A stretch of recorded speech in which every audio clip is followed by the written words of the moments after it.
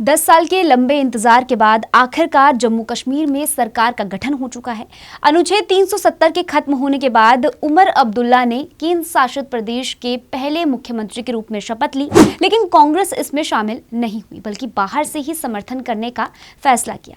इसके चलते कांग्रेस कोटे से कोई भी नेता मंत्री पद की शपथ में देखने को नहीं मिला। साथ मिलकर चुनाव लड़ने वाली कांग्रेस उमर अब्दुल्ला को बाहर से समर्थन क्यों दे रही है, आइए आज के इस वीडियो में बात करते हैं इसी मुद्दे पर। नमस्कार, आप भारत राजनीति देख रहे हैं। मेरा नाम तान्या अधिकारी है।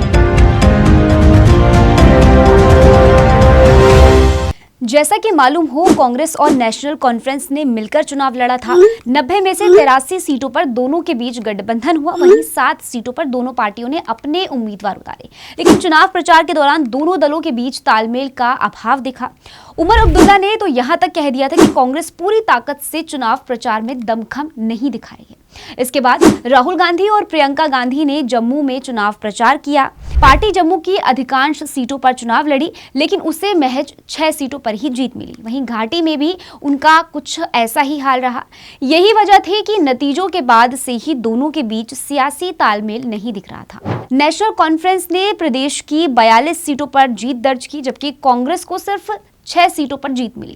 फारूक अब्दुल्ला शुरुआत से ये मानकर चल रहे थे कि प्रदेश में इस बार कांग्रेस दमखम के साथ चुनाव लड़ेगी, लेकिन ऐसा हुआ नहीं। यही कारण है कि एनसी ने कांग्रेस को रिजल्ट के बाद खास तरजीह नहीं दी। खबरों की माने तो कांग्रेस खुद जम्मू कश्मीर के प्रदर्शन से बेहद निराश है। 2014 के चुनाव में पार्टी दहाई के आंकड़ों पर थी, लेकिन इस चुनाव में सिर्फ 6 सीटों पर ही सिमट गई। पार्टी को उम्मीद थी कि लोकसभा चुनाव से मिले नतीजों से उनको फायदा होगा, लेकिन ऐसा हुआ नहीं। जम्मू की अधिकांश सीटों पर बीजेपी से मुकाबला होने के बावजूद उसे हार मिली। इसके अलावा एक और वजह गुलाम नबी आजाद का पार्टी में नहीं होना है।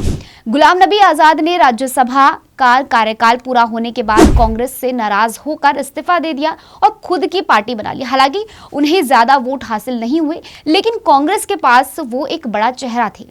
ऐसे में पार्टी बिना चेहरे के प्रदेश में कुछ खास कमाल नहीं कर पाई। फिलहाल नेशनल कॉन्फ्रेंस के उपाध्यक्ष उमर अब्दुल्ला ने उपराज्यपाल मनोज सिन्हा की मौजूदगी में सीएम पद की शपथ ग्रहण की, जबकि उमर कैबिनेट में 1 महिला और 2 हिंदू समेत कुल 5 मंत्रियों ने शपथ ली। हालांकि नेशनल कॉन्फ्रेंस ने कांग्रेस को केवल 1 मंत्री पद का प्रस्ताव दिया, जिसे कांग्रेस अपने आत्मसम्मान से जोड़ रही है। जम्मू कश्मीर में 42 सीटें हासिल करने वाले उमर अब्दुल्ला ने 4 निर्दलियों का समर्थन हासिल करते हुए सरकार बनाने के लिए जरूरी बहुमत जुटा लिया है।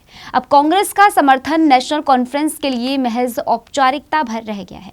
ऐसे में देखना होगा कि कांग्रेस इस स्थिति से कैसे निपटती है। लेकिन फिलहाल इस स्टोरी में इतना ही।